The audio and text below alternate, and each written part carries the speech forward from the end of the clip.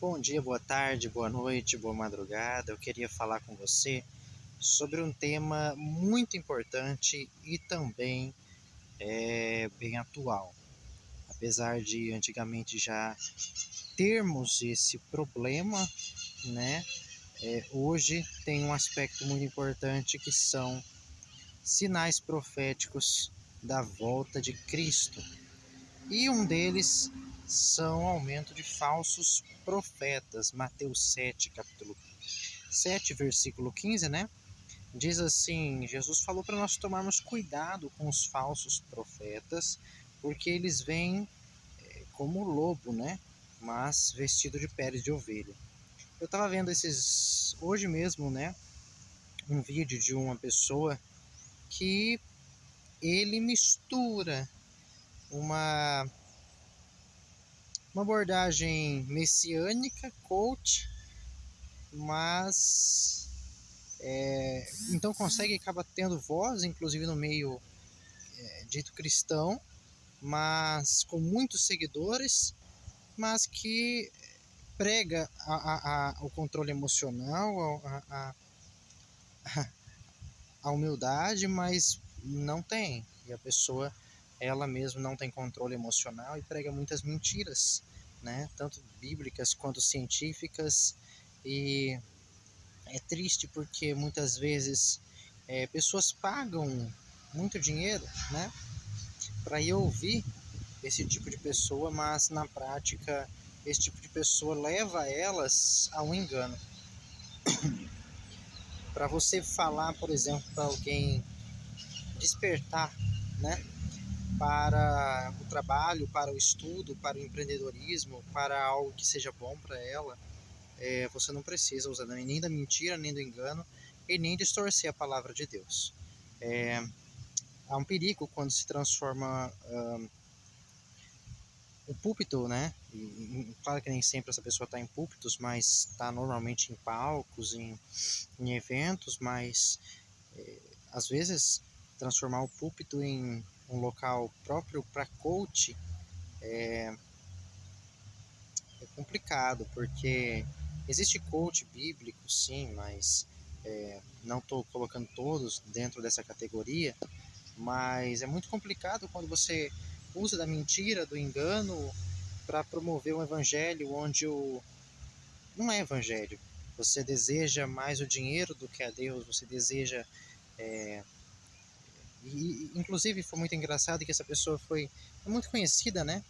E ela fez um anúncio assim: como ficar rico em uma semana, não é? Eu vou te mostrar os códigos, os segredos e tudo.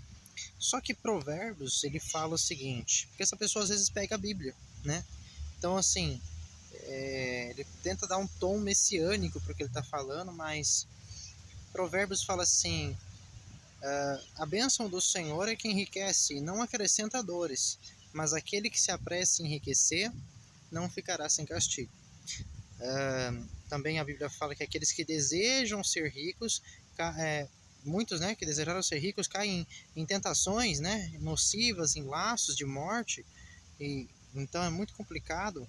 Não que Deus proíbe a pessoa de ser rico, mas essa ambição, essa cobiça exagerada, isso é muito complicado porque pode levar a pessoa a endeusar o dinheiro. Isso já é endeusar o dinheiro, né? Você querer ele, ambicionar ele, ter fome por ele, no sentido de querer ser rico, e não é bom.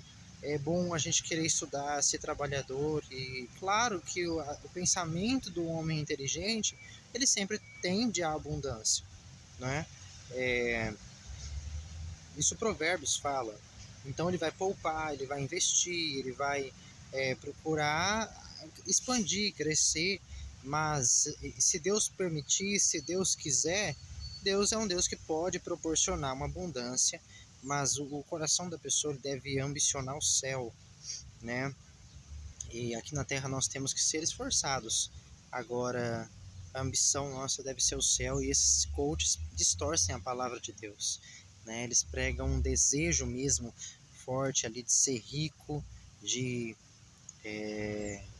isso é complicado, porque acaba manchando a reputação até de homens de Deus que muitas vezes pregam a verdade, estão dentro da igreja, falando o evangelho, e alguns usam isso contra o dízimo, que é bíblico, e é muito complicado, mas eu queria lembrar você que para não se contaminar com esse tipo de pessoa, porque nossa alma é mais preciosa. Nós podemos consumir lixo ou consumir coisas boas. Então, isso já é um sinal da volta de Cristo. A Bíblia fala que nos últimos dias eles amontoariam, né, doutores para si, conforme os seus próprios interesses. Né, o Deus deles é o ventre, é a si mesmo, os seus próprios desejos. Enquanto eles forem satisfeitos, eles estarão contentes. Então Deus acaba sendo como aquela mitologia do Aladim. Você esfrega para poder ele oferecer o que você quer, né? Então, mas não é assim. Nós precisamos também entender que muito mais do que os nossos desejos estão os desejos de Deus.